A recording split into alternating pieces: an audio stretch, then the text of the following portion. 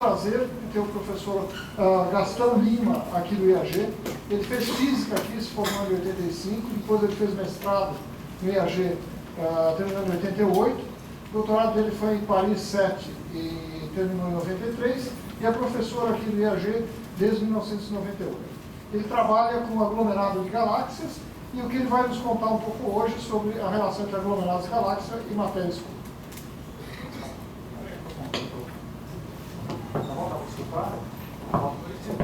Queria primeiro agradecer ao convite de falar aqui. Para mim é emocionante, uma vez que a última vez que eu entrei nessa sala provavelmente foi para fazer alguma prova de campo dinâmico, um curso há 25 anos atrás, sabe?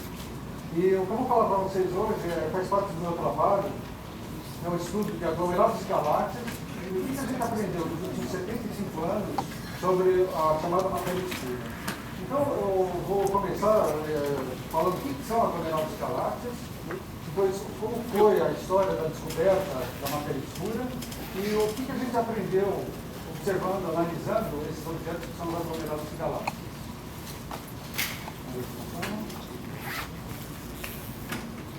Bom, a gente vive num universo de galáxias. Tá? Esse aqui é um mapa do universo próximo feito há alguns anos atrás, onde cada pontinho aqui representa uma galáxia, e o que a gente vê aqui, uma das coisas que saltam aos olhos, é que a distribuição de galáxias, pelo menos no universo próximo, estamos falando aqui de 100 milhões de parsecs, não é homogênea. As galáxias tendem a se aglomerar, formar regiões onde a densidade é maior. São essas densidades que vão interessar a gente aqui hoje. As galáxias gostam de viver em grupos. Galáxias a gente encontra quase sempre em algum grupo. Esses aqui são exemplos de grupos de galáxias, tá? Onde a gente vê galáxias, várias galáxias relativamente próximas de um outro grupo. Isso é um fenômeno muito comum. A maioria das galáxias do universo se encontram, a gente encontra nessas associações. A própria Via Láctea, a nossa galáxia, também se encontra num grupo relativamente pobre, onde a gente tem a nossa Via Láctea aqui é a galáxia de Andrômeda, chamada M32, aqui ela aumentada, uma outra espiral, essa galáxia aqui do Catavento, que são as galáxias do Catavento, aqui uma outra espiral. Então são três espirais, um volume relativamente pequeno, a gente está aqui, cercado com umas 40 galáxias conhecidas anãs, pequenas galáxias. O grupo local, por sua vez, se encontra com uma associação um pouco maior. Aqui é um mapa do universo bem local, aqui essa barrinha aqui tem 10 megaparsecs, o grupo local aqui no centro, e a gente está cercado por vários grupos de galáxias. E o grande objeto assim, na nossa vizinhança é esse aqui, é o aglomerado de Virgo. A gente vê aqui a região central são as galáxias mais brilhantes. Isso daqui é o superaglomerado local. Tá? Bom, então, aglomerados de galáxias são isso daí, são associações de galáxias, mas maiores do que os grupos. São associações de galáxias onde nós temos cerca de 3 a 5 megaparsecs. Bom, estou falando aqui megaparsec, porque é a unidade de medida que a gente utiliza normalmente. Eu não sei até que ponto vocês são familiarizados com isso. Em todo caso, se alguém não lembra, um parsec equivale a 3,3 anos-luz, mais ou menos. Tá? Então, isso daqui é o diâmetro típico de um aglomerado de galáxias. É um lugar, uma região que tem esse diâmetro, 3 a 5 megaparsecs, com centenas, até milhares de galáxias. São regiões muito densas. Na verdade, são regiões especiais do universo. Quando a gente está nesse ponto, desses grupos, desses aglomerados tão ricos, aí a quantidade de galáxias que a gente encontra já é menor. Nós temos por volta de 5% das galáxias do universo nessas grandes associações. Bom, o que a gente observa, basicamente, é isso.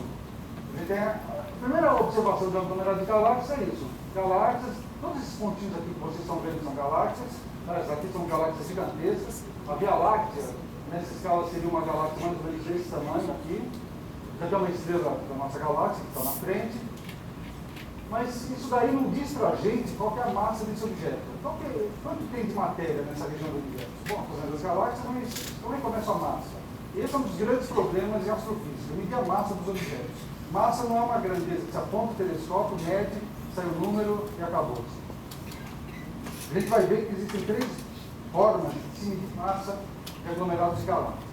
A primeira, historicamente, é a partir de medidas de velocidades das galáxias.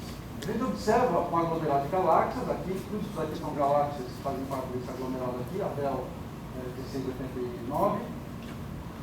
E vamos imaginar que a gente não esteja vendo de frente o aglomerado, mas de lado.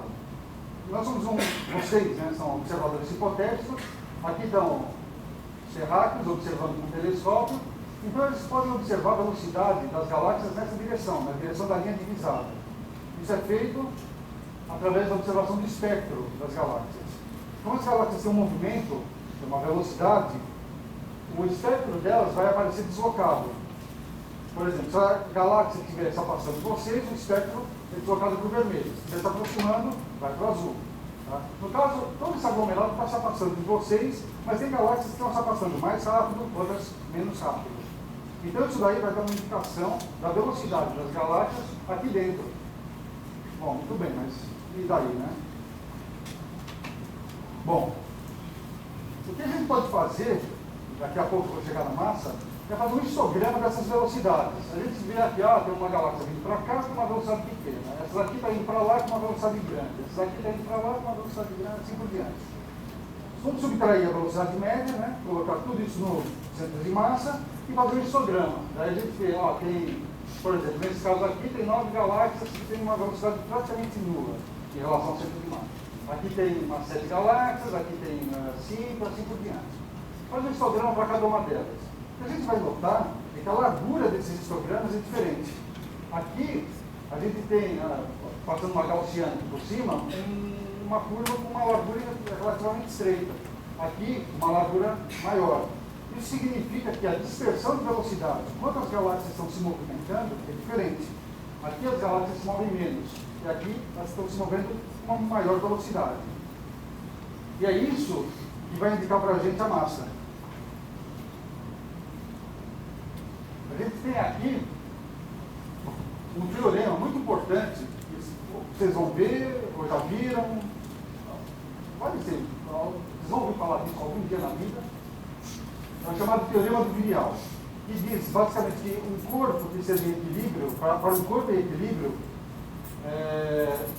o dobro da energia cinética desse corpo, da energia cinética interna, vai ser igual à energia potencial interna. Ora, a energia cinética está relacionada à velocidade.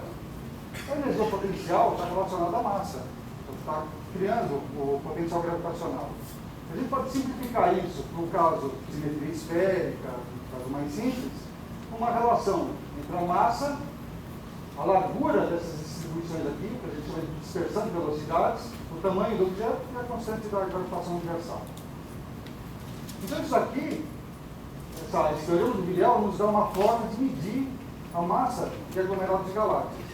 Não só de aglomerados, na verdade, você pode medir um aglomerado de estrelas, uma galáxia elíptica, isso funciona também. E a gente vê, basicamente, que a massa é proporcional a essa dispersão de velocidade ao quadrado. Ou seja, quanto mais estreita a curva, menor a massa, supondo que o tamanho seja mais ou menos o mesmo. Então, isso aqui indica que eu tenho uma massa menor, aqui a massa está aumentando, e aqui eu tenho um objeto de maior massa, são 4 aglomerados de galáxias. Tá?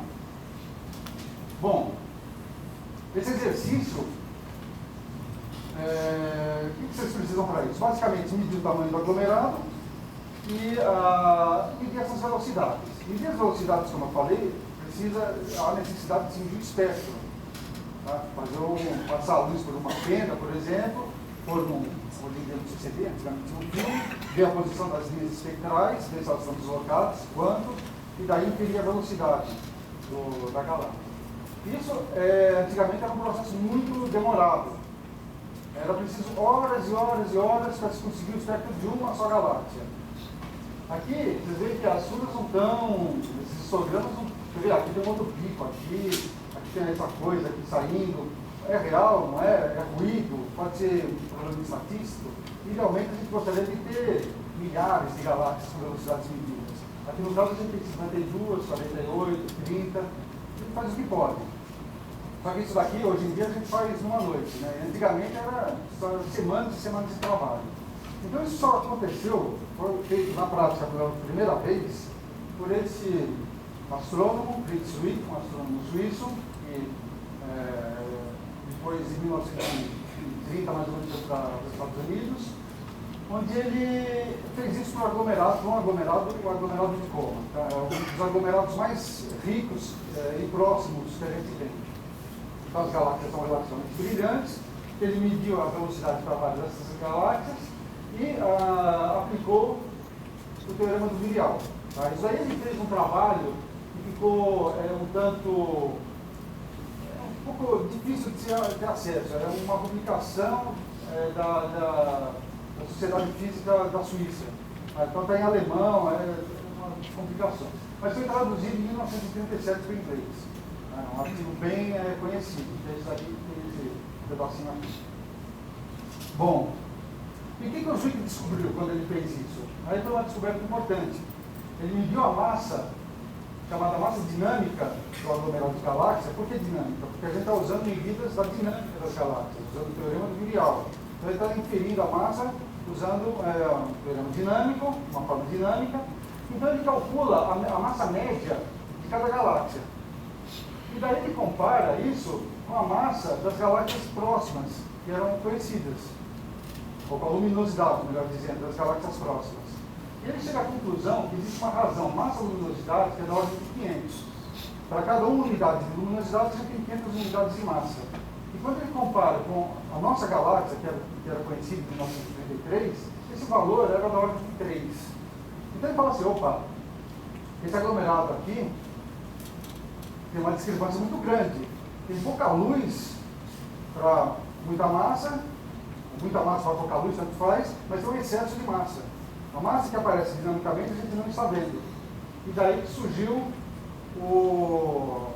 a questão da massa invisível. Esses aglomerados seriam uma massa invisível, uma massa desconhecida, que estaria lá, tem efeitos dinâmicos, mas a gente não está vendo, por exemplo, com ondas eletromagnéticas, em luz.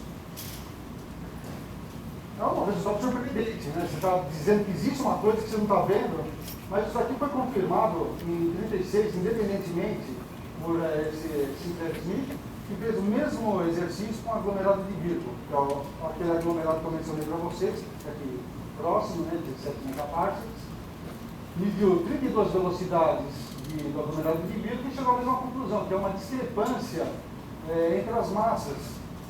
A massa média que deveria ter cada galáxia lá no aglomerado e a massa média que se mede aqui na Via Láctea, por exemplo.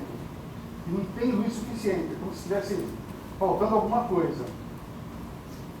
Isso aqui, então, durante muito tempo ficou conhecido como o problema da matéria invisível, ou da matéria faltante, da massa faltante.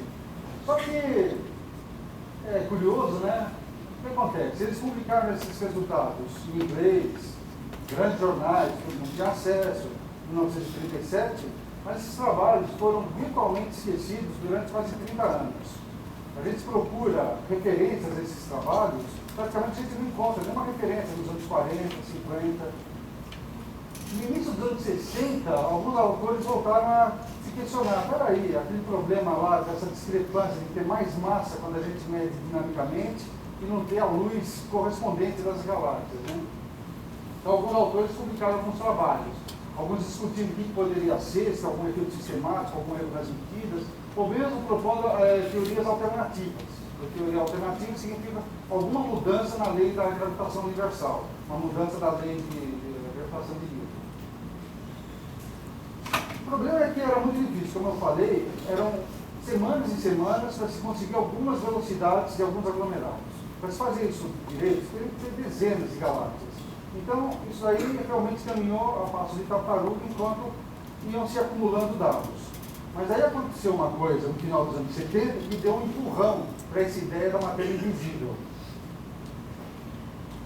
E foi uma descoberta independentemente por dois grupos, um nos Estados Unidos, liderado pela Vera Rubin, e o outro, na verdade, foi a tese de doutorado do Albert Bosman, onde eles começaram a medir a curva de rotação das galáxias espirais. Tá? Então, essas exemplos de galáxias espirais, essas galáxias estão dentro da rotação, a gente pode medir a rotação também usando espectroscopia, já que tem um lado que se aproxima e um lado que se afasta, isso dá uma diferença no espectro, então a gente pode medir isso aí em função do raio, e medindo essa rotação das galáxias, a gente pode deduzir a massa delas.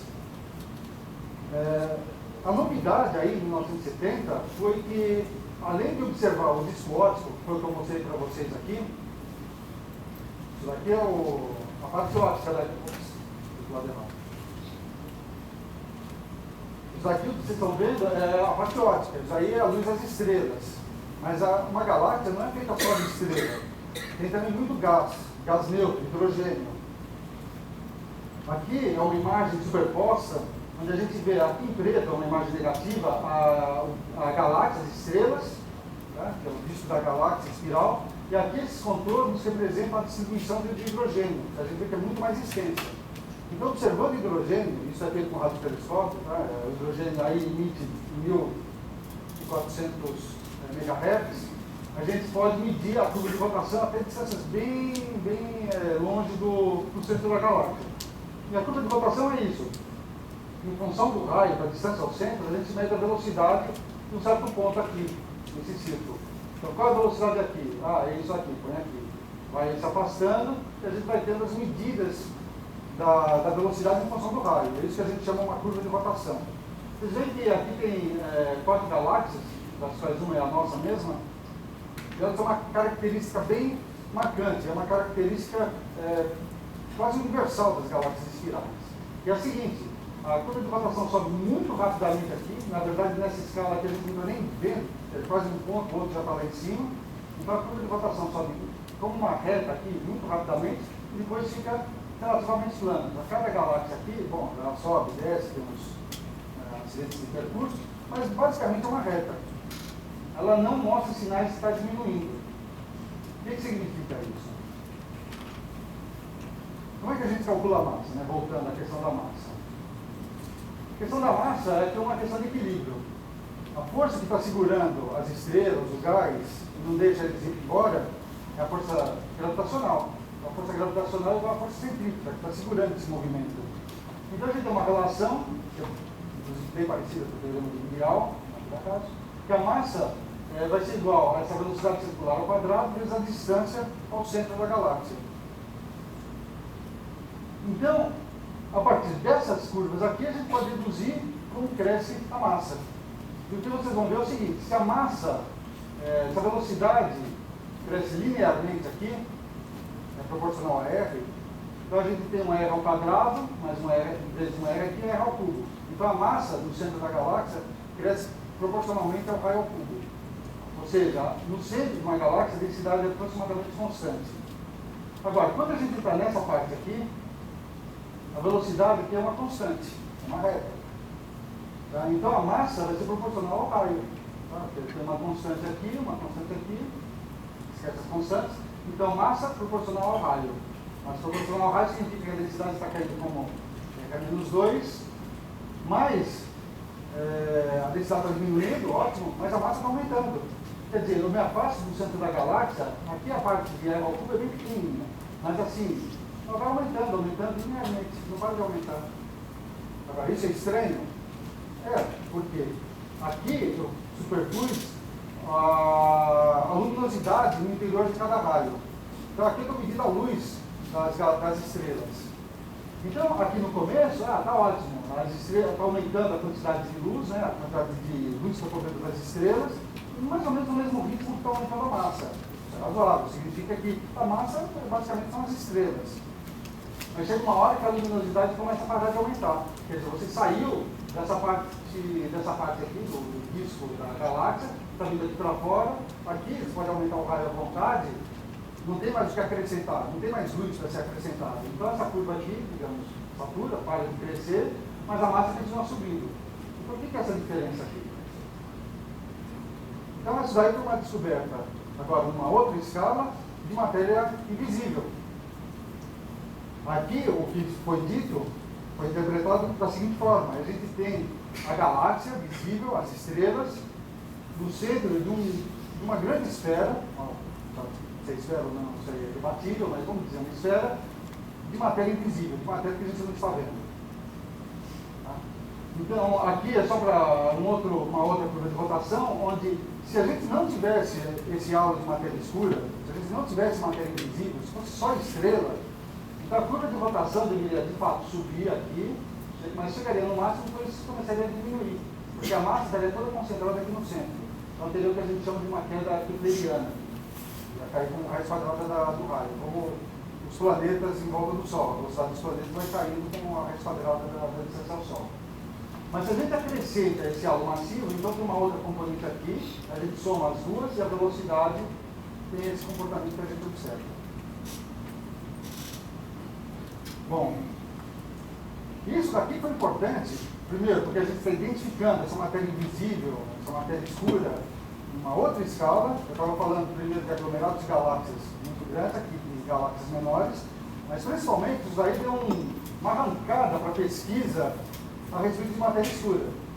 Isso daqui, aliás, matéria escura a gente só começou a falar, assim, chamar de matéria escura, ou dark matter em inglês, a partir dos anos 80.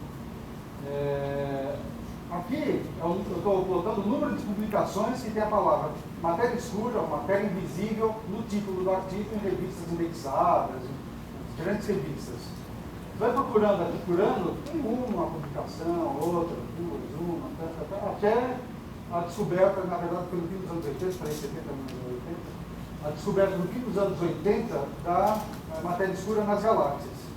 Quando as pessoas viram que tinha matéria escura nas galáxias, e isso em todas as curvas de rotação, o número de artigos por ano disparou.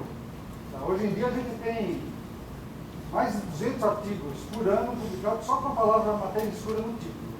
São os artigos de astrofísica. Também fui procurar os artigos de física, nas revistas mais especializadas em física. Ou seja, isso aí se tornou um assunto quente aqui em astrofísica. Bom, ótimo. Então a gente diz, tem matéria escura, a gente está vendo esse caso diferente, mas o que é essa matéria escura? O que a gente pode inferir? Que propriedades ela tem? E mais, como é a sua distribuição? Como a matéria escura se distribui no universo? Aqui tem dois caminhos de se responder essas questões. Uma é através da física de partículas, mas a física de partículas ainda não chegou, pelo menos até hoje, enquanto o LHC não entra em funcionamento, a produzir reações energéticas o suficientes para explorar essa matéria escura. Então, isso aqui é, na verdade, uma simulação, sei lá o que, de espalhamento de partículas. Essa foi só para vocês, né? Bonitinha. E aqui é uma simulação numérica, onde a gente assume que o universo tenha muita matéria escura e como é que essa matéria escura evolui ao longo do tempo, formando esse tipo de rede filamentar de matéria escura. Mas, bom, isso aí é tudo teórico. E do ponto de vista observacional? Do ponto de vista observacional, teve um outro avanço importante que aconteceu no fim da década de 60, começo da década de 70, quando as pessoas começaram a observar raio-x. No começo era um balão que subia com um telescópio de raio-x, porque raio-x a gente não observa aqui da Terra, né? A atmosfera ela é opaca para raio-x, mas esses satélites, seus foguetes, que iam lá para o espaço, eles começaram a ver que tinham várias fontes de raio-x. E uma delas, em 1966, foi detectada bem na direção desse tal do aglomerado de Coma. Então, olha só, tem uma fonte de raio-x em Coma. O que é isso? Né? O que pode ser isso? Isso daí foi o começo de uma nova ciência, digamos, o estudo de raio-x em aglomerado de galáxias. Tanto é que acabou até rendendo um prêmio Nobel há alguns anos atrás. Que o Ricardo Giacconi, ele foi um dos principais investigadores desses primeiros experimentos de raio-x. Bom, então eu não vou dizer exatamente como o raio-x é produzido, tá? Mas basicamente ele acontece porque a gente tem entre as galáxias um gás extremamente quente, extremamente rarefeito, completamente ionizado. Então um plasma, na verdade. Esse plasma está entre 10 a 100 milhões de graus, que é mais quente do que o interior do Sol, mas ele é extremamente rarefeito. Cada litro de volume lá do aglomerado, a gente encontra 10 íons, mais ou menos, na parte central, onde é mais densa. Nessas condições, então, esse gás, esse plasma, ele emite raio-x.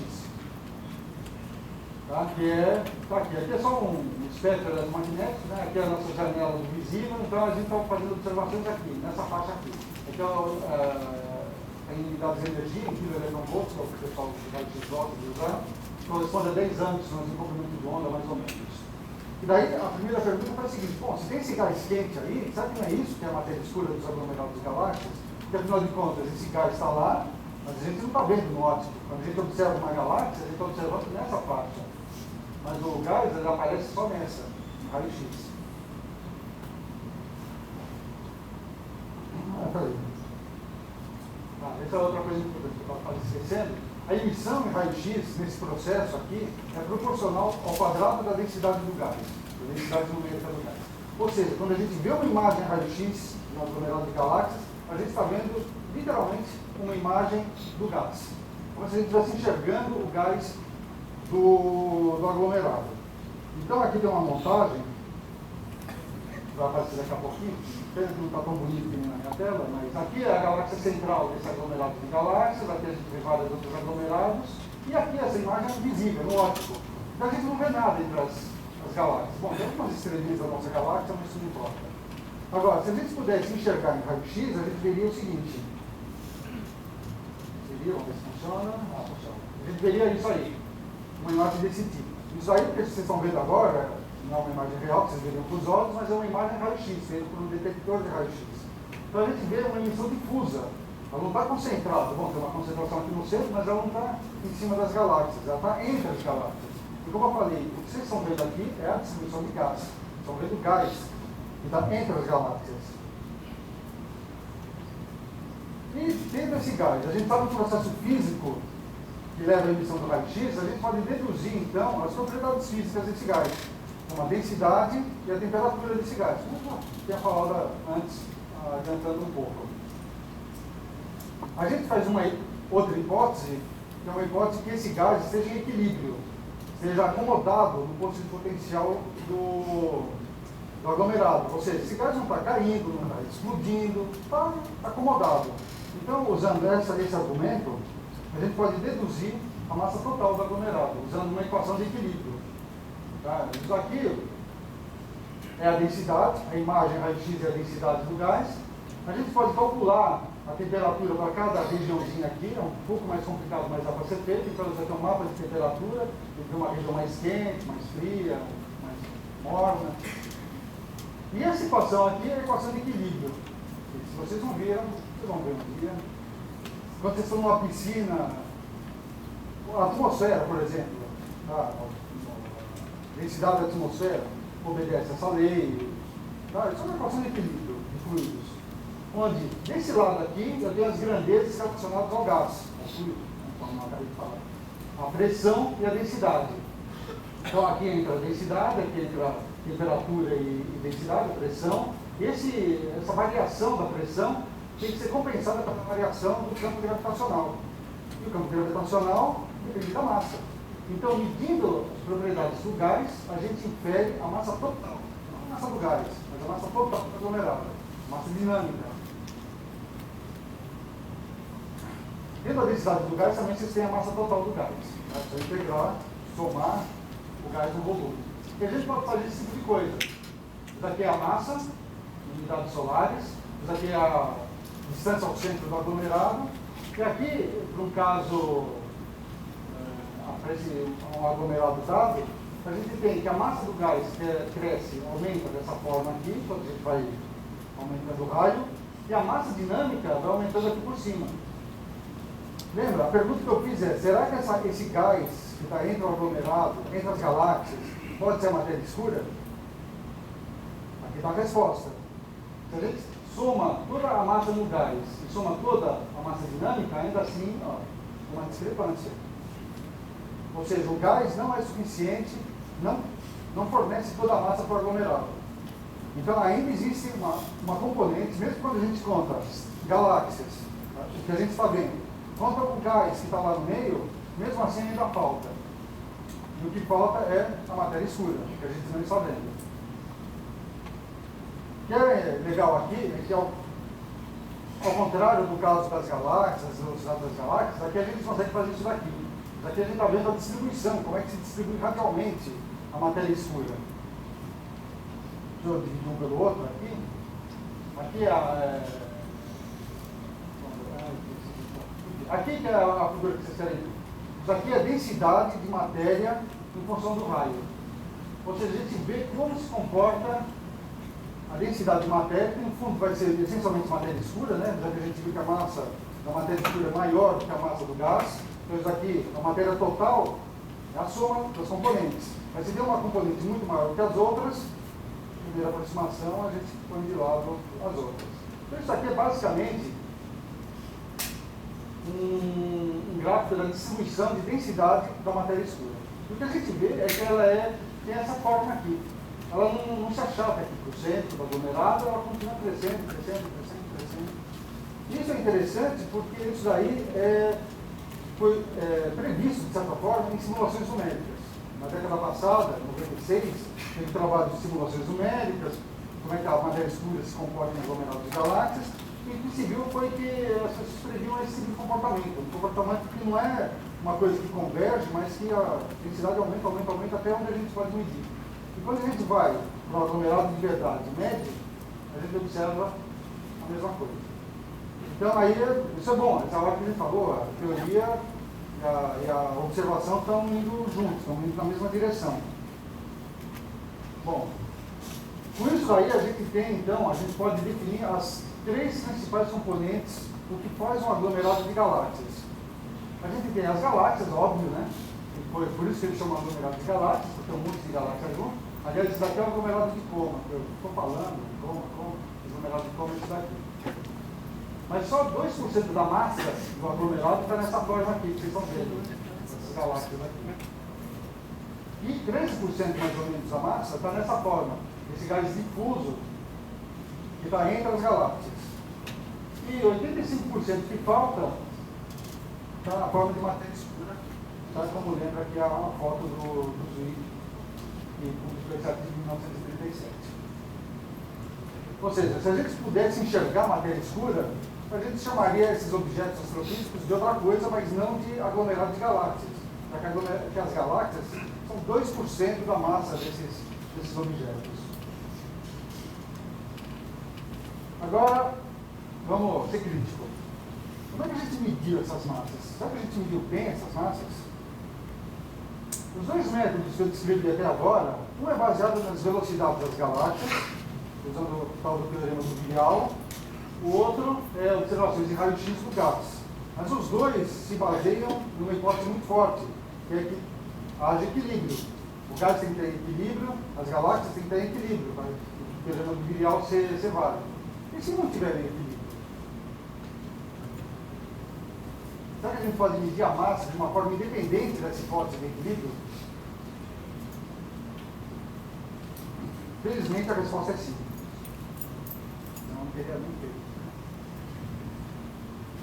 Isso daqui é uma imagem de um aglomerado relativamente distante, profunda, feito por telescópio espacial, onde a gente vê as várias galáxias do aglomerado, mas a gente vê também essas estruturas aqui. Isso aqui são chamados de arcos gravitacionais. Na verdade, como se dizia antigamente, são miragens. São imagens de galáxias que são muito mais distantes, muito atrás do aglomerado, e cuja luz, quando chega até nós, ela sofre uma distorção por efeito de lente gravitacional. O aglomerado de galáxias aqui funciona como uma lente gravitacional, tá? Porque tem massa e desvia a trajetória da luz. Esse fenômeno foi sugerido, de novo, pelo Zwick, em 1937 também. Esse foi um ano muito bom para ele. Imagens múltiplas de quasares foram de fato observadas em 1979 e esses arcos gravitacionais, os primeiros, foram observados em 1987, um pouquinho mais de 20 anos atrás. Bom, como eu falei, quando a gente tem um corpo massivo no meio do caminho, a luz do corpo lá atrás é desviada.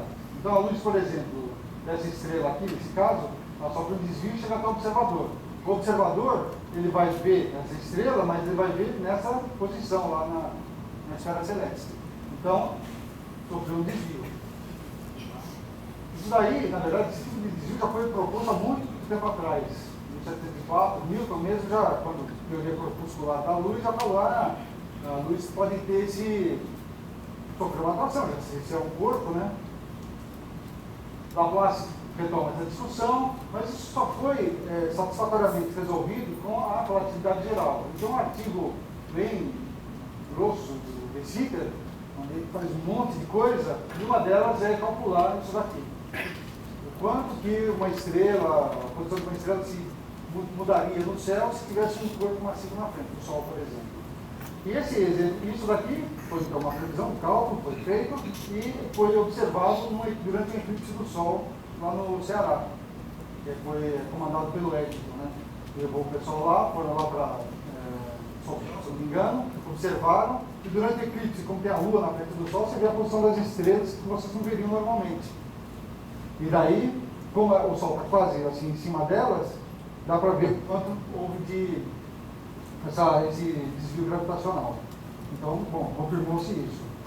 Se a gente trabalha um pouco mais na teoria, a gente vê que, basicamente, a gente tem isso aqui.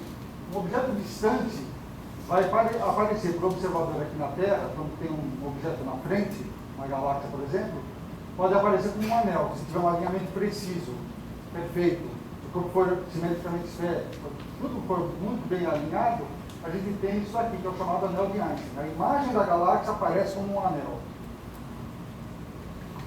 Como, por exemplo, nesse caso aqui. A gente vê um objeto distante, assim, que tem essa cor azulada. Aqui na frente a gente tem uma galáxia na frente. E essa galáxia está produzindo essa imagem aqui que a gente está vendo. Está alinhada com nós, aqui na Terra, observadores. Então, nesse caso, que é um caso relativamente raro, a gente vê praticamente um anel completo aqui de Einstein. A imagem lá do fundo da galáxia que aparece como um anel.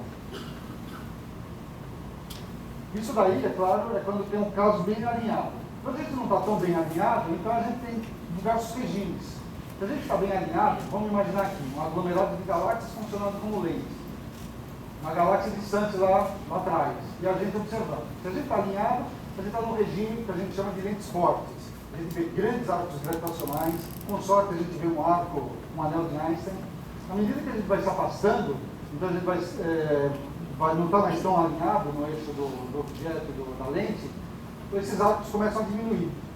Eventualmente a gente está tão distante onde a mudança é muito, muito pequena. Ainda é medida, mas ela vai aparecer com um cisalhamento. As imagens parecem se achatarem todas numa dada direção. Vou mostrar aqui para ficar mais claro. Aqui é um aglomerado de galáxias, onde a gente tem aqui as galáxias, e aqui vocês estão vendo uma imagem. Na verdade, essa imagem, são imagens da mesma galáxia distante, no caso de imagens múltiplas. Se o alinhamento fosse melhor ainda, a gente poderia ter até um anel aqui em volta. Mas o alinhamento não é perfeito, isso aqui não deve ter uma simetria esférica, então aparecem como imagens múltiplas. Isso aqui é uma simulação onde esses pontinhos azuis representam galáxias distantes, bem lá longe. E essas manchas laranjas representam um aglomerado de galáxias mais próximo.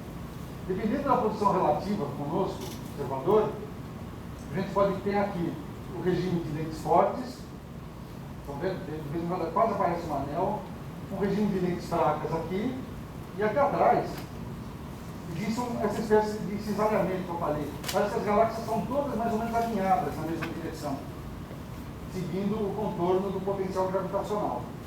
Ou seja, isso aí é um fenômeno gravitacional, e com isso a gente pode então medir a massa dos aglomerados.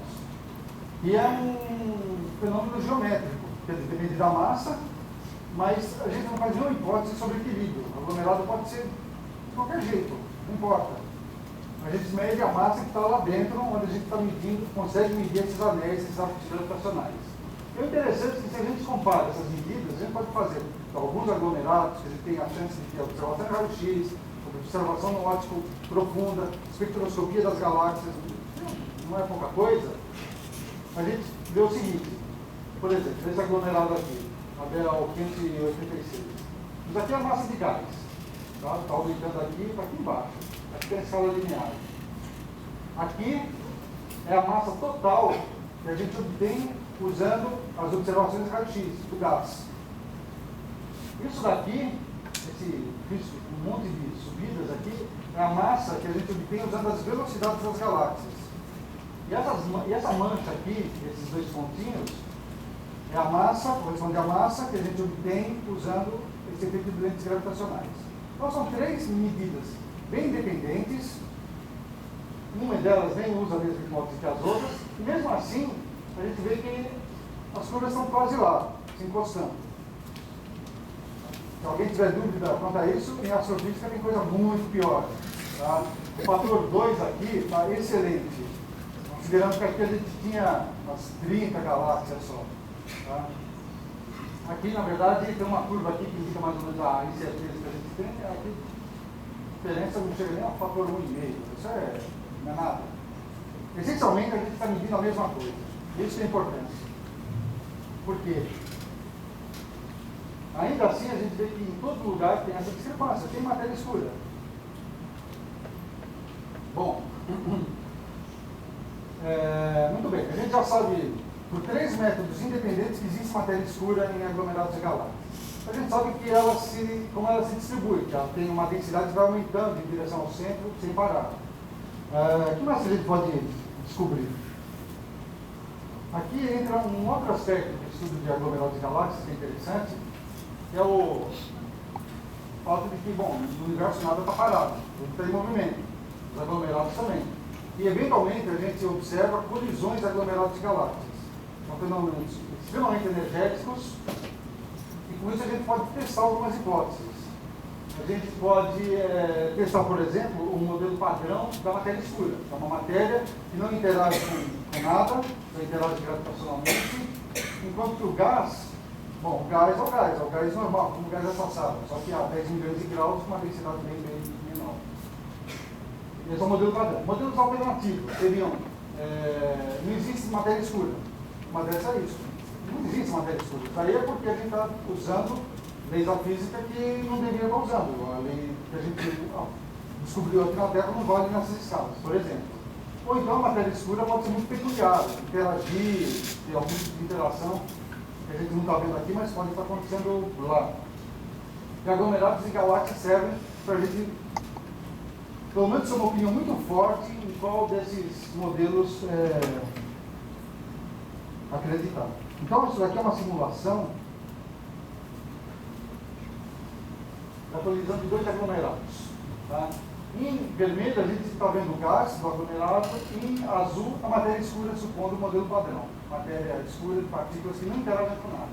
Aqui está havendo a colisão, formando uma frente de onda, mas o que é interessante ver aqui é que o gás está ficando aqui no centro, enquanto a matéria escura está indo embora. Está havendo uma segregação aqui. Por que isso ocorre? Agora aqui é um efeito 3D, para a gente ver um pouco do volume como é que é. Mas o que está acontecendo? Inicialmente, gás e matéria escura eram coincidentes. Daí eles vieram. Essa colisão está se dando a 2.000, 3.000 km por segundo.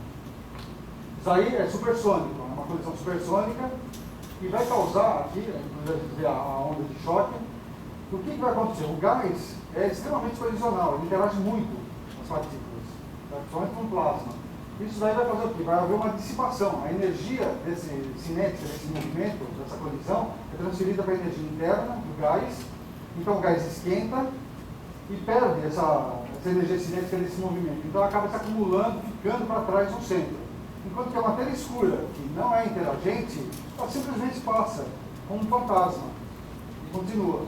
Isso vai fazer com que o gás fique para trás, enquanto que a matéria escura vai embora. Por que a gente faz essa simulação?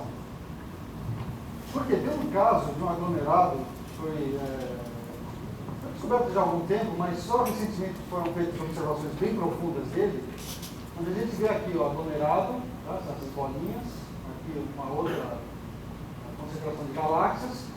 Aqui a gente tem a imagem óptica, claro, né, estamos vendo as galáxias, e esses contornos aqui são contornos de massa, obtidos por lentes gravitacionais, pelo efeito de lentes gravitacionais. Tá? A gente vê qual é a distribuição de massa. A gente vê que a distribuição de massa parece coincidente com a das galáxias. Ótimo, tudo bem. Porque quando a gente superpõe esses contornos de massa numa imagem raio-x, a gente vê que não há uma concordância. Aqui a gente vê que o raio-x de um dos aglomerados está concentrado aqui, enquanto que a massa aqui, do lado. Aqui é a mesma coisa, aqui é o aglomerado que passou. Esse é chamado aglomerado bala, aliás, por causa dessa aparência dele. uma bala atravessando um meio. Mas enfim, aqui está o gás, esse outro aglomerado aqui, concentrado aqui, enquanto que a massa está aqui na frente. A matéria está aqui na frente. Isso aqui é só para representar esquematicamente o que aconteceu aqui antes, né, que a gente observa, óbvio, e isso daqui que representa esses dois quadros aqui, depois. A matéria escura indo embora e o gás ficando para trás. Tá? Isso aqui a gente está observando. E a gente reproduz isso daí numa simulação numérica, onde a matéria escura é de fato escura, de fato não interage. Bom, vocês vão falar, isso é um aglomerado, imagina. Bom, tem outro. Esse aqui é um outro aglomerado, aquele de 20, onde também a gente tem essas três observações. Aqui a imagem óptica, tá? Tem as galáxias aqui, passou. Aqui é o raio-x, bem plaquinho, e aqui a massa, a distribuição de massa obtida independentemente por efeitos de lentes gravitacionais. E o que se vê aqui, quando se sobrepõe as imagens, quando ela aparece de vez em quando superpostas, vai aparecer daqui a pouco, é que o gás está mais concentrado nessa região e a matéria escura é mais extensa. Como se a matéria tivesse ido. Aqui a gente acredita que aconteceu a mesma coisa, uma colisão de dois aglomerados de galáxias, o gás é freado por efeitos dissipativos, o gás está dissipando energia, enquanto que a matéria escura passa batida. Então, multiplicação de dois exemplos, aqui é mais um que saiu tudo quanto era lugar no ano passado, talvez alguns de vocês já tenham visto, é desse aglomerado aqui, que a gente inclusive já viu mais para trás, tem essas lentes múltiplas aqui, e justamente porque ele tem essas lentes gravitacionais, a gente pode mapear, como é que a massa se distribui nesse objeto aqui. O que se viu é que aqui tem um pico de matéria escura, depois a matéria vai diminuindo, depois volta a aumentar, depois vai diminuindo de novo. Então é como aqui, na verdade, o anel de matéria escura é isso daqui. Muita gente se confunde, fala, anel de matéria escura deve ser a parte escura, né? Deve ser isso daqui. Na verdade não, daí é onde você tem menos matéria escura. O que está acontecendo aqui? A interpretação disso é diferente daqueles outros dois casos. Nos dois casos precedentes, eu tinha a colisão acontecendo no plano do céu. Nós estávamos vindo assim. Nesse caso aqui, a colisão se dá ao longo da linha divisada. Então, isso daqui, minúsculo aqui, mostra mais ou menos o que a gente imagina que seja. Dois aglomerados que vêm um em direção ao outro, colidem, passam um pelo outro, e, bom, pode frear, voltar, não interessa, no caso aqui. A gente não sabe muito bem. Mas se a gente vê esse fenômeno virado de 90 graus, a gente vê isso daqui. Os dois aglomerados, um na frente do outro, não, nada muito interessante. Colisão também não vai ser nada de fantástico, mas aos poucos vai se desenvolver um anel. Tá? É como uma onda que vai se propagando, tá? E cria esse excesso de matéria escura nessa posição aqui. Eventualmente isso daqui vai acabar se dissipando, relaxando, e a gente vai ter um aglomerado normal. Mas aí a gente está pegando aglomerado alguns bilhões de anos, 2 bilhões de anos no caso, depois da colisão. Ou seja, quando a gente pega essas observações de colisões, essas simulações numéricas, esses modelos que a gente tem, a gente vê que esses modelos alternativos que mudam a mecânica newtoniana tem muita dificuldade de explicar isso. O fato de a gente estar detectando matéria em uma posição e vendo o gás principalmente em outra posição. Se não houvesse matéria escura, a massa deveria estar no gás, que é a componente mais importante. Lembra? 2% de galáxia, 13% de gás e o resto de matéria escura. Vamos dizer que não tem matéria escura. A componente mais importante é o gás.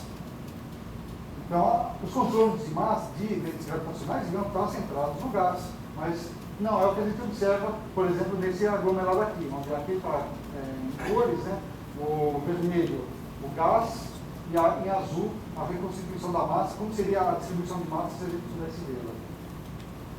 Outra coisa interessante é que, calculando, medindo quanto o gás fica para trás, ou melhor dizendo, quanto que a matéria escura avança em relação ao gás, quanto que é essa diferença, a gente pode, em princípio, medir a seção de choque da matéria escura. Ou seja, o quanto ela interage com ela mesma ou com o gás. Bom, por enquanto, a gente só tem dois casos onde dá para fazer isso mais ou menos. Então, as medidas que se tem são só limites superiores, que mostram de fato que a seção de choque é muito pequena. A matéria escura deve ser interage muito fracamente com o resto da matéria. Então, dá uma pista na natureza da matéria escura. Bom, então agora, só para o último tópico que eu queria comentar, mas algumas poucas transparências, além dos aglomerados de galáxias. Isso aqui eu acho particularmente interessante porque, bom, a gente já vamos sair da escala de aglomerados, vamos para escalas maiores. Então isso aqui é a escala de um aglomerado de galáxias. Isso aqui é um aglomerado de goma visto em raio-x, de novo. Essa imagem do aglomerado de goma, as galáxias estão aqui no centro. Essa imagem aqui, eu estou comparando com uma simulação numérica que foi feita há 2 anos e meio atrás, onde foi simulado um volume muito grande do universo, mas só com matéria escura. Então, o que se viu é que quando a gente deixa um cubo de matéria escura evoluindo durante 14, 13 milhões de anos, ele acaba produzindo esse tipo de rede filamentar aqui. Quando a gente faz um zoom, a gente tem essa estrutura aqui, que seria o halo de matéria escura do aglomerado, no caso de goma, e você vê que tem esses filamentos que saem desse halo principal, e alguns nós aqui, que seriam aglomerados mais pobres ou grupos de galáxias. Então, essa região aqui está aqui dentro, e isso daqui está aqui dentro. Aqui tem um volume relativo bem grande do universo, uma fração grande do universo, de 500 megawatts, 1 bilhão de partes desse lado. A questão é a seguinte, bom, tudo muito bonito, isso aqui é uma simulação numérica, dessa teia cósmica de matéria escura. O que a gente poderia dizer do ponto de vista observacional? E aí tem um fato que eu já mencionei para vocês, que é o das lentes gravitacionais, mas as lentes gravitacionais são quando a gente está bem afastado dos aglomerados.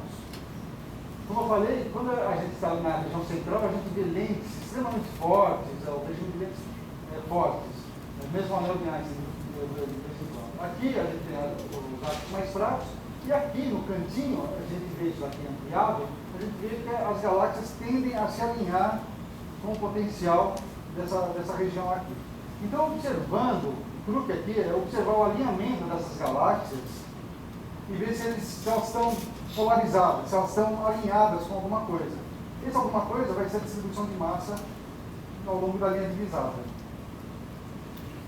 Isso não é uma coisa fácil, porque as galáxias que estão, essas galáxias aqui, que são galáxias que estão atrás da massa, né, para produzir a imagem, elas não são todas redondinhas. Elas podem ser redondas, esféricas, irregulares, em diversas posições. Então a gente tem que estudar muitas dessas imagens aqui para tentar extrair algum sinal. No fundo, o que a gente está procurando é isso. A gente tem esse cubo aqui do universo, né, uma simulação que foi feita na França, e aqui temos exemplos de 3 galáxias azuis, e a luz dessas galáxias aqui vai atravessando aqui esses filamentos de matéria escura e vão seguindo o potencial, a geodésica delas, até chegarem aqui, no observador. A gente faz uma imagem dessas aqui e a gente vê essas galáxias distantes com essas orientações. Se a gente estuda muitas dessas galáxias aí, muito bem, a gente pode tentar ver se elas não estão acompanhando esses filamentos cósmicos. O próximo slide aqui, do meu ponto de vista, é uma conquista muito grande. Do ponto de vista de outras pessoas, falam, não, que essa porcaria que vocês fizeram, mas é a primeira vez que a gente consegue mapear, quer dizer, que não, os autores desse trabalho conseguiram mapear a matéria escura em grande escala no universo. Então a gente vê isso aqui. Bom, vocês vão comparar com a simulação numérica e falam, vocês ainda têm muito trabalho a fazer. E é verdade. Porque não é uma coisa fácil. Isso aqui, a gente precisa pegar uma imagem do céu com mais ou menos 1,5 grau de lado, de cada lado. Nesse 1,5 grau, que é fazendo assim, mas na verdade é mais um tamanho de um dedão, viu? Um dedão assim no céu. Mas é enorme isso, porque dentro disso aí a gente vai ter que resolver as galáxias com resolução assim de menos de segundo de arco. Então é um volume de dados muito grande, isso tem que ter uma qualidade excelente de imagem. A gente tem que medir galáxia por galáxia, ver as orientações, de preferência separar as que estão na frente das que estão atrás, e depois fazer uma espécie de tomografia do universo. E ver por, como a gente diz, por fatias, como se distribui a matéria. e a gente consegue esse tipo de resultado aqui. Aqui são contornos em 3 dimensões da distribuição de matéria em uma certa densidade. Tá? Então é isso. Bom, o que a gente viu? A gente viu então que aglomerados de galáxias foi uma ferramenta extremamente útil para o estudo de matéria escura. Em primeiro lugar, a matéria escura foi descoberta em aglomerados de galáxias. Aglomerados de galáxias nos permitem 3 módulos independentes medir essa matéria escura. Os aglomerados também serviram para os primeiros estudos de lentes gravitacionais, para a gente aprender a mexer com essa ferramenta. E hoje em dia a gente já está aplicando em escalas maiores. E a gente chega, graças a esse estudo, à compreensão, não vamos ser modestos, mas de tentar entender o que são 26% do universo. Aqui o que é o universo que a gente entende hoje. O nosso modelo cosmológico, o melhor modelo cosmológico, inclusive a semana passada saiu uma série de artigos num satélite, talvez alguns vocês conheçam, WMAP, que mede a radiação cósmica de fundo. É o 5º ano de coleta de dados, onde mais uma vez confirmou esse cenário aqui, onde 26% da matéria é escura, 4% está na forma de hidrogênio, e 3% mais ou menos de hidrogênio, 1% hélio, o que nós astrônomos chamamos de metais, né? Oxigênio, hidrogênio, terra, isso aí, são metais para nós, e 70 e tantos por cento de energia escura. Tá? Então a gente está aprendendo. O hélio, o hidrogênio a gente conhece relativamente bem. Tá? Isso aí tem aqui na Terra, oxigênio, carbono, isso a gente mais ou menos sabe o que é, pelo menos. A matéria escura estamos aprendendo. Pelo menos a gente sabe que, acha que sabe que são partículas que não interagem muito fracamente, interagem pela gravitação, que se acumulam em aglomerados de galáxias e galáxias. E, bom, isso aqui obviamente vai ser assunto de uma outra convite à física, com certeza, que esse aqui sim é um grande mistério. Então, eu queria agradecer a atenção de todos. Obrigado.